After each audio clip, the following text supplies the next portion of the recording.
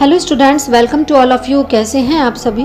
सर्वे भवन्तु सुखिनः की अभिलाषा रखते हुए आज का टॉपिक हम डिस्कस करेंगे। यह टॉपिक उदार शिक्षा एवं उपयोगी शिक्षा से संबंधित है, liberal and utilitarian education.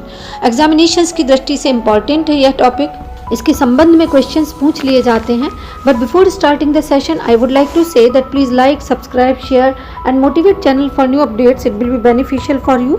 You are most welcome for your suggestions and comments for teaching learning perspective. अपने कमेंट्स अवश्य भेजें ताकि हमें पता चल सके कि कौन सी वीडियो आपके लिए बेनिफिशियल रही, एग्जामिनेशंस में सहायक रही. Now let us know what is the meaning of liberal education. Liberal education क्या है? जैसा कि हम सभी जानते हैं कि सामान्य भाषा में इसे उदार शिक्षा कहा जाता है और जनरल वे में ये नॉन वोकेशनल एजुकेशन से संबंधित होती है, यानी अव्यावसायिक शिक्षा से संबंधित है. इसको सामान्य शिक्षा भी कहा जाता है. उदार शिक्षा का जो स्वरूप है वो अत्यंत प्राचीन है. एंशिएंट टाइम्स में भी इसका अस्तित्व था तथा आज भी इसकी महत्ता कहीं ना कहीं बनी हुई है. ग्रीस में शिक्षा का अधिकार केवल स्वतंत्र व्यक्तियों को प्राप्त था और गुलामों के लिए ऐसी व्यवस्था नहीं थी तथा गुलामों के संदर्भ में उदार शिक्षा कहीं भी अस्तित्व में नहीं थी. इस तरह से हम कह सकते हैं कि जो स्वतंत्र व्यक्ति थे उनको लिबरल एजुकेशन प्रोवाइड की जाती थी कि वे कैसे अपने फ्री टाइम का, लेजर टाइम का उपयोग कर सकें, उसमें अपनी मेंटल हेल्थ को इम्प्रूव कर सकें तथा मेंटल डेवलपमेंट कर सकें. कि ये नहीं कि जो खाली समय है उसको व्यर्थ में बर्बाद कर दें, वरन वो उनके मेंटल डेवलपमेंट के लिए कहीं ना कहीं बेनिफिशियल हो. तो इस दृष्टि से एंशिएंट टाइम्स में इसमें तर्क, व्याकरण, गणित, संगीत, खगोल विद्या इत्यादि जो सब्जेक्ट्स थे उनको इंक्लूड किया जाता था तथा इसे सामान्य शिक्षा यानी जनरल एजुकेशन भी कहा जाता था. अच्छा देखिए, जैसे मैंने अभी आपको बताया कि जो आपकी लिबरल एजुकेशन है वो नॉन वोकेशनल एजुकेशन कहलाती है.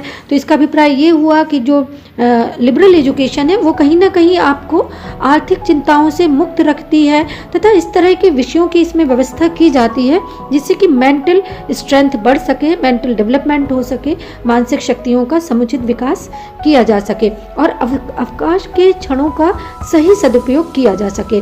लेकिन लेटर ऑन समाज में परिवर्तन आया, मनुष्य की आवश्यकताएं बढ़ी, उसमें व्यावसायिकता का जो गुण है वो अधिक उत्पन्न हुआ, या ये कहें कि उसको अधिक महत्व दिया जाने लगा व्यावसायिकता को. तथा इन सब के अनुसार जो लिबरल एजुकेशन है उनके विषय भी with the passage of time बदलते चले गए according to the needs and requirements. तो इसमें लिटरेचर को भी इंक्लूड किया गया, आपका कला, संगीत, इतिहास, नीति शास्त्र, पॉलिटिकल साइंस, ये जो स्पेसिफिक सब्जेक्ट्स थे जो कि मेंटल डेवलपमेंट के लिए बेनिफिशियल हैं, इनको भी इसमें ऑर्गेनाइज किया जाने लगा. एक बात और ध्यान देने योग्य है कि आज विश्व के अधिकांश देशों में जनतंत्रीय शासन व्यवस्था विद्यमान है, डेमोक्रेटिक सिस्टम है. तो इसमें किसी भी प्रकार की पार्शियलिटी नहीं की जाती है. कास्ट, क्रीड, कल्चर के आधार पर किसी भी प्रकार का डिस्क्रिमिनेशन नहीं किया जाता है और सभी नागरिकों को सभी विषयों के अध्ययन की स्वतंत्रता प्राप्त है. सभी अपनी रुचि एवं योग्यता के अनुसार जो उदारवादी शिक्षा से संबंधित विषय हैं उनका अध्ययन कर सकते हैं. लिबरल एजुकेशन का एक और कैरेक्टरिस्टिक है कि ये समाज को तथा व्यक्ति को कहीं ना कहीं आर्थिक चिंताओं से मुक्त रखती है. इसमें वोकेशनल एटीट्यूड नहीं पाया जाता है. ये जो एजुकेशन है ये व्यक्ति को समाज में समायोजित करने में सहायक है तथा उसका विभिन्न जो विषय हैं, कला, संगीत से संबंधित, दर्शन से संबंधित, साहित्य से संबंधित, उनके संदर्भ में उसका इंक्लाइनेशन डेवलप करती है. इसमें ह्यूमनिस्टिक वैल्यूज पाई जाती हैं. प्राचीन गुरुकुल सिस्टम में भी ये जो लिबरल एजुकेशन है ये प्रोवाइड की जाती थी. जो बालक है उसको ये बताया जाता था कि किस तरह से आध्यात्मिक विकास किया जाए. उस समय लिबरेशन का महत्व था, सेल्फ रियलाइजेशन का महत्व था. अहम ब्रह्मास्मि त्वं ब्रह्मसि सर्व खलु इदं ब्रह्मम. आध्यात्मवादी मानसिकता को डेवलप करने वाली जो टेंडेंसी थी उसको डेवलप किया जाता था तथा लिबरल एजुकेशन के अंतर्गत सेल्फ डिसिप्लिन को भी इम्पॉर्टेंट माना जाता था. उसमें स्वतंत्रता स्वच्छंदता में परिवर्तित ना हो, इसके लिए आवश्यक है कि बालक स्वयं पर अनुशासन स्थापित करना सीख सके. इस दृष्टि से भी लिबरल एजुकेशन इम्पॉर्टेंट थी. Now let us know what is the specific meaning of उपयोगी शिक्षा, यूटिलिटेरियन एजुकेशन. यूटिलिटेरियन शब्द जैसा कि हम सभी जानते हैं कि ये यूटिलिटी से बना है और इसका अभिप्राय यूजफुल अलोन से है, यानी उपयोगी ज्ञान से संबंधित है, उपयोगी शिक्षा से संबंधित इसकी अवधारणा है। और जो उपयोगी शिक्षा है वो कहीं ना कहीं आधुनिक युग की अवधारणा मानी जाती है। We can say that it plays a significant role in modern times. जो उपयोगी शिक्षा है वह जीविकोपार्जन से संबंधित है, वोकेशनल एटीट्यूड को, वोकेशनल एजुकेशन को डेवलप करती है, या ये कहें कि वोकेशनल टेंडेंसी को डेवलप करने में सहायक है। तो इस तरह से हम कह सकते हैं कि जो लिबरल एजुकेशन है वह नॉन वोकेशनल एजुकेशन कहलाती है, और जो आपकी उपयोगी शिक्षा है वह वोकेशनल एजुकेशन से संबंधित है। उपयोगी शिक्षा कहीं ना कहीं प्रयोजनवाद से प्रभावित है, और इसमें मानसिक शक्तियों का विकास किया जाता है, इंटेलेक्चुअल और मेंटल डेवलपमेंट को इम्पॉर्टेंट माना जाता है। लेकिन इसमें एक जो दृष्टिकोण है कि इसमें आवश्यकताओं की पूर्ति को महत्व दिया जाता है, जीविकोपार्जन को इम्पॉर्टेंट माना जाता है, तथा मनुष्य की मूलभूत आवश्यकताएं पूर्ण हो सकें तथा वह आर्थिक स्थिति से मजबूत हो, उसकी आर्थिक स्थिति मजबूत हो, इस दृष्टिकोण से भी ये आवश्यक है। इसमें साइंटिफिक और टेक्नोलॉजिकल डेवलपमेंट को महत्व दिया जाता है। लेकिन उपयोगी शिक्षा का एक निगेटिव एस्पेक्ट ये है कि इसमें उपयोगी शिक्षा में वस्तुओं को उनकी लाभ हानि के आधार पर प्रश्रय दिया जाता है। यदि कोई वस्तु, कोई चीज़ आपके लिए बेनिफिशियल है, लाभपूर्ण है, तो आप उसे अपना लीजिए, और यदि वह अनुपयोगी है तो उसको त्याग दीजिए। तो जो यूटिलिटेरियन एजुकेशन है वो इस दृष्टिकोण से देखी समझी जाती है, क्योंकि इसमें प्रयोजनवादी मूल्यों को स्थान दिया गया है। इसमें देखा जाता है कि हम ऐसे कौन से नवीनतम क्षेत्रों की खोज कर सकें जो कि व्यावसायिक दृष्टि से हमें उन्नत कर सकें तथा हमारी आर्थिक स्थिति को समृद्ध कर सकें। इस तरह से हम देखते हैं कि जो समाज है वो कहीं ना कहीं लिबरल एजुकेशन से हटकर उपयोगी शिक्षा की ओर बढ़ रहा है, उसमें परिवर्तन आया है, उसकी मानसिकता में परिवर्तन आया है। उदारवादी शिक्षा की दृष्टि से जहाँ समाज का उद्देश्य मोक्ष प्राप्ति करना या सेल्फ रियलाइजेशन करना या समाज के नागरिकों को एक समुचित दिशा प्रदान करना था,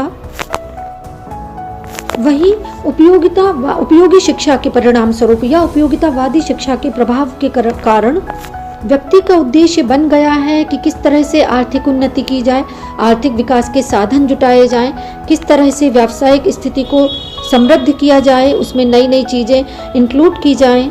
उपयोगी शिक्षा का महत्व इसलिए भी बढ़ गया है कि कहीं ना कहीं ये व्यावसायिकता से संबंधित टेंडेंसी को डेवलप करती है, उसमें उपयोगिता के महत्व से हमें अवगत कराती है तथा उत्पादकता को बढ़ाने में भी कहीं ना कहीं सहायक है।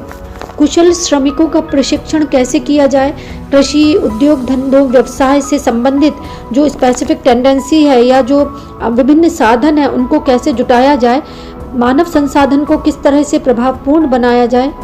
इस तरह से हम ये भी कह सकते हैं कि उपयोगी शिक्षा कहीं ना कहीं गरीबी, बेरोजगारी, अराजकता को हटाने में भी सहायक है। जनसंख्या यदि उत्पादनशील ना हो, भीड़ हो, गरीबी हो, दरिद्रता हो, अराजकता हो, लेकिन इन सब को हटाने का कोई स्पेसिफिक माध्यम ना हो तो कैसे चल सकता है। और यही कारण है कि जो उपयोगी शिक्षा है वो अस्तित्व में आई और उसका महत्व बढ़ गया है। यही कारण है कि जो उपयोगी शिक्षा है वह जन कल्याण का साधन बन गई है। सर्वे भवन्तु सुखिनः सर्वे सन्तु निरामयः का कारण बनती है। जन कल्याण की दृष्टि से, समाज के विकास की दृष्टि से, व्यक्ति के सर्वांगीण विकास की दृष्टि से, जीविकोपार्जन की दृष्टि से कहीं ना कहीं उपयोगी शिक्षा भी आवश्यक है। यदि liberal education self realisation, self development, humanistic values के डेवलपमेंट में सहायक है तो लिबरल एजुकेशन की जो इम्पोर्टेंस है उसको निगलेक्ट नहीं किया जा सकता। लिबरल एजुकेशन में डेमोक्रेटिक वैल्यूज़, पर्सनैलिटी डेवलपमेंट और आपके कल्चरल डेवलपमेंट, कल्चरल हेरिटेज के संरक्षण के संबंध में बात की जाती है। वहीं उपयोगी शिक्षा यूटिलिटेरियन एजुकेशन में तकनीकी और व्यावसायिक शिक्षा के संबंध में बात की जाती है। साम्यवादी अथवा समाजवादी अर्थव्यवस्था किस तरह से जन कल्याण के लिए सर्वोपरि सिद्ध हो सकती है, इस दृष्टि से भी इसमें चर्चा की जाती है। कई विद्वानों का ऐसा मानना भी है कि जो उपयोगी शिक्षा है वह संस्कृति के संरक्षण, संस्कृति के विकास, संस्कृति के हस्तांतरण में सहायक है और ऐसा मानते हैं कि उपयोगी शिक्षा भी इसमें कहीं ना कहीं बेनिफिशियल रही है। विद्वानों का ये भी कहना है कि संस्कृति भौतिक तथा अभौतिक दोनों तरह से ही होती है, या दो प्रकार की होती है। इसमें जो अभौतिक संस्कृति है वह यदि आपके लिबरल एजुकेशन से संबंधित है, तो भौतिक संस्कृति वह कहीं ना कहीं गतिशीलता से संबंधित है, चेंजेस से संबंधित है, संरक्षण सृजन से संबंधित है, और उसमें उपयोगी शिक्षा का स्पेसिफिक रोल होता है। लिबरल एजुकेशन यदि सबके कल्याण से संबंधित है, तो जो उपयोगी शिक्षा है वह प्राविधिक एटीट्यूड को डेवलप करती है, तकनीकी शिक्षा के संबंध में सहायक है, विभिन्न आविष्कार, विभिन्न खोजें जो हुई है वो कहीं ना कहीं मानव कल्याण से ही संबंधित है। तो इस तरह से हम कह सकते हैं कि दोनों ही शिक्षा का स्पेसिफिक रोल है, जिससे कि सर्वजन हिताय सर्वजन सुखाय की संकल्पना विकसित हो सके। मॉडर्न टाइम्स में भी जो लिबरल एजुकेशन है उसको निग्लेक्ट नहीं किया जा सकता, क्योंकि उदारवादी शिक्षा अपना अस्तित्व प्राचीन समय से ही जमाए हुए है, और जो उपयोगितावादी शिक्षा है वो भी इसके प्रभाव से अछूती नहीं रही है। उदारवादी शिक्षा जहाँ मनुष्य में ह्यूमनिस्टिक वैल्यूज़ को डेवलप करती है, उसे मनुष्यता सिखाती है, वहीं जो उपयोगितावादी शिक्षा है या यूटिलिटेरियन एजुकेशन है वह बालक को एक सशक्त आर्थिक आधार प्रदान करती है, जिससे वह समाज का एक उपयोगी नागरिक बन सके तथा समाज में किसी भी प्रकार की अराजकता व्याप्त ना हो। इसके अतिरिक्त लिबरल एजुकेशन की जो इम्पोर्टेंस है वह भी मानने योग्य है, जानने योग्य है कि इसमें जो आपका डेमोक्रेटिक एटीट्यूड है वो डेवलप होता है, उसमें स्वतंत्रता, समानता, न्याय, कर्तव्य, अधिकार इत्यादि जो विभिन्न उद्देश्य हैं उनकी प्राप्ति में भी ये कहीं ना कहीं सहायक है। इस तरह से हम कह सकते हैं कि ये दोनों ही एजुकेशन कहीं ना कहीं लोक कल्याणकारी हैं, लोकतंत्रीय शिक्षण विधियों को डेवलप करती हैं तथा आत्मानुशासन की संकल्पना को भी डेवलप करती हैं। उदारवादी शिक्षा यदि ह्यूमनिस्टिक वैल्यूज़ को डेवलप करती है, तो जो यूटिलिटेरियन एजुकेशन है वह मनुष्य को आर्थिक रूप से सशक्त बनाती है। तो ये सर्व कल्याणकारी शिक्षाएं हैं, और इस तरह से हम कह सकते हैं कि दोनों का ही स्पेसिफिक रोल है। आई होप आपका कॉन्सेप्ट क्लियर हुआ होगा। That's all for today. Please take care of yourself. Thank you for being with me.